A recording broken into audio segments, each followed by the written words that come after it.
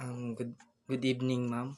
My name is Jeremy D. Almohano from BS Cream 210, and I will explain the difference of investigation and criminal investigation.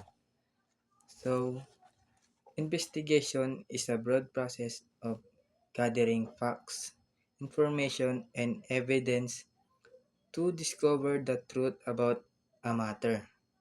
And the main goal of investigation is to find an answer or solve a problem. And the criminal investigation is it is a specialized type of investigation that deal with violation of a law.